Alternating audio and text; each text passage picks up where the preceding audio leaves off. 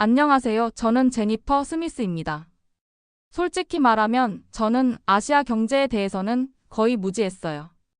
특히 한국, 삼성과 K-파프 정도만 알고 있던 수준이었죠. 그런데 최근 달러 위기에 대한 기사를 준비하던 중 한국의 경제학 교수님과의 인터뷰가 제 인생을 바꿔놓았습니다. 달러 가치에 대해서 굉장히 의심을 가질 수밖에 없는 상황이 돼버렸어요. 박정호 교수님의 첫 마디부터 충격이었어요. 미국인인 제가 평생 믿어왔던 달러의 안전성에 대한 근본적인 질문이었거든요. 교수님은 미중 무역 전쟁이 심화되면서 중국이 보유한 막대한 미국채를 무기로 사용할 가능성을 설명해 주셨어요. 중국 입장에선 트럼프가 이제 의회까지 등이 없고 우리 중국을 옥죄 가능성이 높아졌다는 상황 분석이 정말 날카로웠습니다. 저는 처음에 이런 생각을 했어요. 아시아의 작은 나라에서 온 교수가 미국 경제를 뭘 안다고? 하지만 그의 설명을 들으면서 점점 깨달았죠. 한국은 미중 사이에서 살아남기 위해 글로벌 경제를 더 냉철하게 바라볼 수밖에 없는 위치에 있다는 걸요. 미국채 시장에 던져버릴 거야 라는 중국의 카드에 대한 분석은 정말 소름 돋았어요.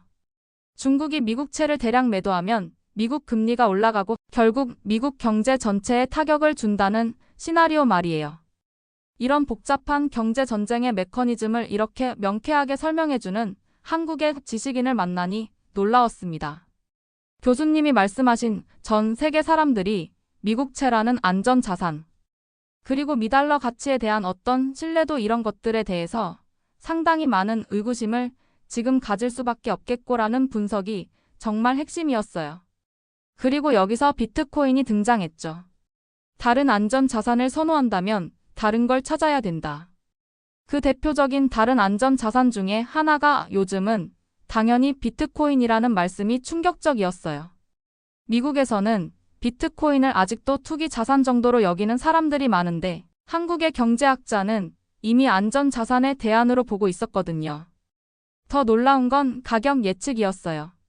미국과 중국의 통상 압박과 전쟁이 심화되면 저는 2억에 준하는 금액까지 1억 8천까지는 그냥 올라갈 것 같아요. 2억 원? 거의 20만 달러에 가까운 금액이잖아요. 하지만 교수님은 신중함도 잊지 않으셨어요. 여러분, 무리한 투자는 절대 하지 마세요. 평정심을 잃게 됩니다. 라고 경고하시면서 말이에요. 이런 균형 감각이 바로 한국 지식인들의 특징인 것 같아요. 대담한 예측과 동시에 책임감 있는 조언을 함께 제시하는 거죠. 이 첫 번째 인터뷰를 통해 저는 한국이 단순히 제조업 강국이 아니라 글로벌 경제 흐름을 읽는 뛰어난 안목을 가진 나라라는 걸 깨닫기 시작했어요. 앞으로 이어질 이야기들이 더욱 기대됩니다. 미국 증시의 그림자와 중국의 역설에 대해 두 번째 인터뷰에서 교수님은 증시에 대한 이야기를 해주셨는데 이 부분에서 저는 한국인들의 경제 분석 능력에 더욱 감탄하게 됐어요. 증시 영향은 사실 부정적이죠라고 단호하게 말씀하시더군요. 미중 무역 전쟁이 기업들의 불확실성을 높이고 전 세계적으로 보호무역주의 분위기를 만든다는 분석이었어요. 저는 처음에 이해하지 못했거든요. 미국 증시가 사상 최고점 근처까지 왔는데 왜 부정적이라고 하는 거지? 그런데 교수님의 설명을 들으니 이해가 됐어요. 우리는 지금부터 이제 상승률이 더 중요한 거잖아요 라는 말씀이 핵심이었죠. 과거의 성과가 아니라 앞으로의 성장률이 중요하다는 거예요. 그리고 달러 약세로 인한 환차손 위험까지 고려해야 한다고 하셨어요. 정말 놀라운 건 중국에 대한 분석이었어요. 오히려 중국이 너무 인재대외적인 압박이 수위가 높아지다 보니 내수에서 답을 찾겠다라고 해서 증시 부양책을 계속해서 추가적으로 더 꺼내놓을 가능성이 높아요. 이 말을 듣고 저는 정말 깜짝 놀랐어요. 미국에서는 중국을 그냥 경쟁 상대로만 보는 경우가 많은데 한국의 시각은 완전히 달랐거든요.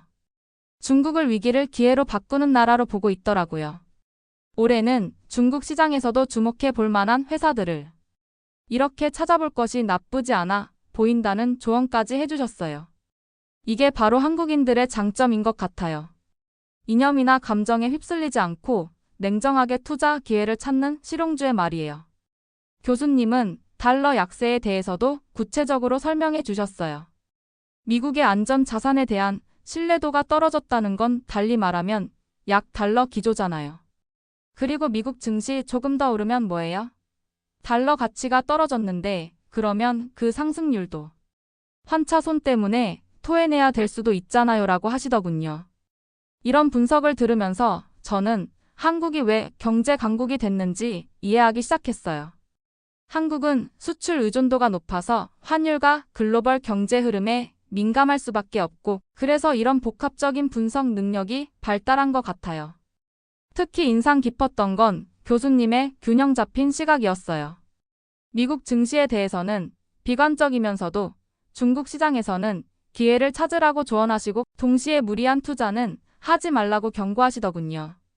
이런 종합적이고 실용적인 접근법이 바로 한국 경제의 힘이 아닐까 싶어요. 감정보다는 데이터와 논리에 기반해서 판단하는 습관 말이에요. 점점 한국의 경제 철학이 궁금해지고 있습니다. 주제 금고 속 비밀과 중앙은행들의 숨겨진 전쟁. 세 번째 인터뷰에서 들은 이야기는 정말 충격적이었어요. 전 세계 중앙은행들이 금을 사들이고 있다는 얘기부터 시작해서 미국 연준의 금 보유량에 대한 의혹까지. 마치 경제 스릴러를 보는 것 같았거든요. 전 세계 많은 국가들은 자신들의 국부를 관리하는 데 있어서 가장 영순위를 생각하는 덕목은 안전성입니다. 라는 교수님의 설명이 모든 걸 시작했어요. 달러 가치가 약해지고 미국채 가치도 떨어질 가능성이 높으니 각국 중앙은행들이 금으로 눈을 돌리고 있다는 거죠. 그런데 정말 놀라운 건 미국 연준의 금 보유량에 대한 의혹이었어요. 미국 연준 근거에 실제로는 금이 없다는 주장에 대해 물어봤더니 교수님이 들려준 이야기가 정말 믿기 힘들었어요. 트럼프 일기 때 대통령과 재무부 장관이 실제로 미국의 금 보유량을 의심했다는 거예요. 아니, 미국 대통령이 그런 발언을 하고 실제로 재무부 장관도 그런 발언을 했어요 라고 하시더군요. 그리고 금고를 확인하는 과정이 정말 영화 같았어요. 보는 절차가 한 3박 4일에서 5박 6일이 걸려요. 일단 서명하고 듣고 저 먼저 체크하고 들어가고 1단계 관문소 통과하면 2단계 관문소 들어가고 3단계 하고 그 다음에 이제 금고문이 열려야 되잖아요. 그 금고문 여는데 36시간인가 걸린대요. 36시간 동안 금고문을 여는데 걸린다고요? 저는 처음에 농담인 줄 알았어요. 하지만 교수님이 사실입니다. 여러분 인터넷 찾아보세요 라고 하시더군요. 나중에 정말 찾아봤는데 사실이더라고요. 더 충격적인 건 독일 금에 대한 이야기였어요. 독일이 미국에 맡긴 금을 돌려달라고 했는데 미국이 1년이나 걸려서 줬다는 거예요. 그런데 독일이 처음에 이거 저희 금인데요. 지금 맡아주세요 줬을 거 아닙니까? 그때 자네들이 줬던 1년 번호가 있을 거 아니에요. 아, 그거랑 다른 걸 준 거예요. 이건 정말 영화보다 더 영화 같은 이야기잖아요. 미국이 어차피 금은 다 동가 아니냐.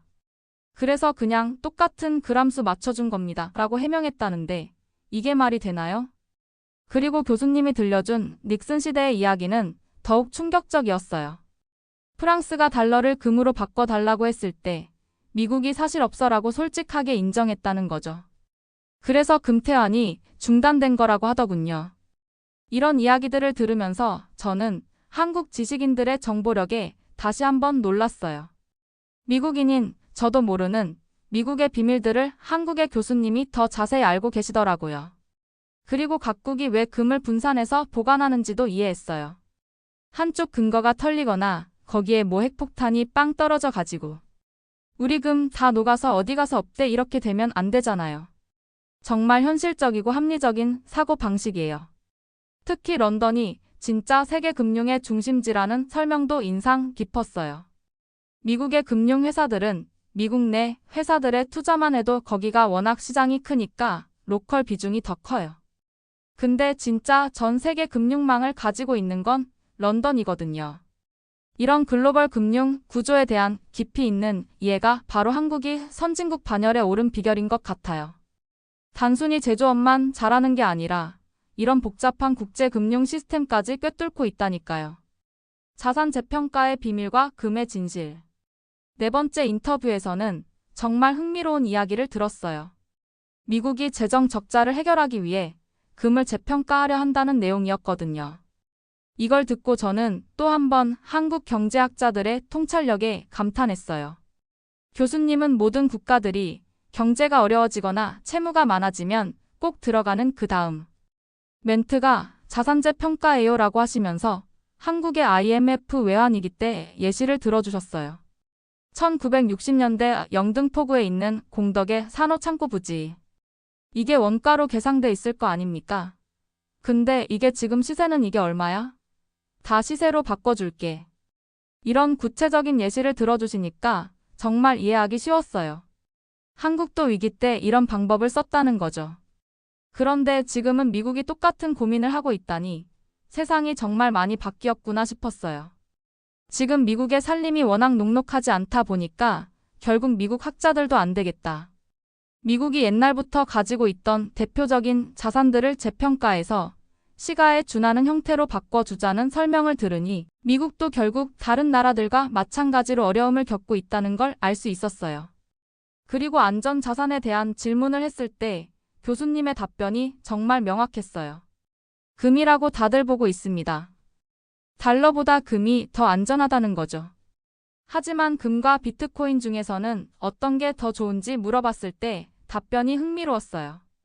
비트코인이라고 얘기하지 않겠습니다. 라고 하시면서도 그 이유를 자세히 설명해 주셨거든요. 금이 상당히 많이 올라왔던 거에 대한 부담감이 있어요 라고 하시더군요. 중앙은행들이 금을 국부로 사기에는 금값이 너무 올랐다고 생각한다는 거예요. 그리고 기금속로 원래 그 중앙은행에서 키핑하는 금보다 기금속로 사용하는 금의 양이 훨씬 더 많아요라는 설명도 해주셨어요. 여기서 저는 한국인들의 분석이 얼마나 세밀한지 다시 한번 느꼈어요. 단순히 금이 좋다, 나쁘다가 아니라 수요의 구조까지 분석해서 설명해 주시니까요. 경기와 연동된 부분도 고려하셨어요. 금은 또 은만큼은 아니지만 그래도 산업재입니다. 우리 휴대폰 안에도 다 금이 있잖아요. 그런데 경기가 또 조금씩 주춤해지는 건 사실이잖아요.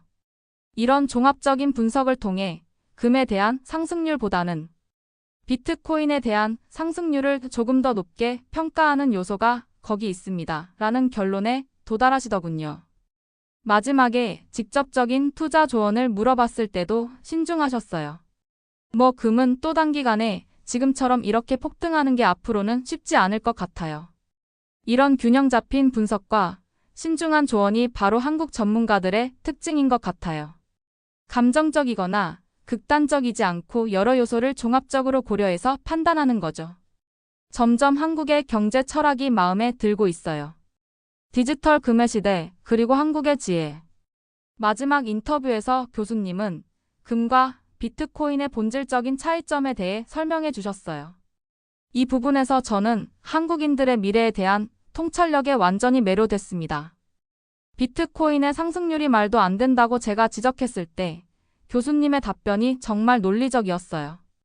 상승이 그동안 이어져 왔던 금의 원인들 중에 하나는 말 그대로 많은 국가가 금으로 중앙은행에서 국부를 관리하겠다는데 이미 금의 비중을 대거 늘렸다.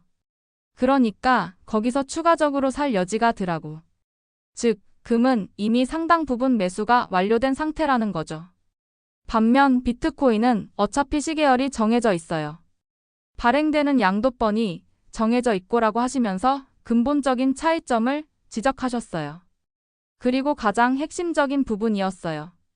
시중에 뿌려진 유동성이 금이나 달러나 뭐 다른데 안전 자산에 대한 관심도가 줄어들면 당연히 그 다음에 비트코인으로 시프트 되는 게 좀 더 늘 수밖에 없는 거죠.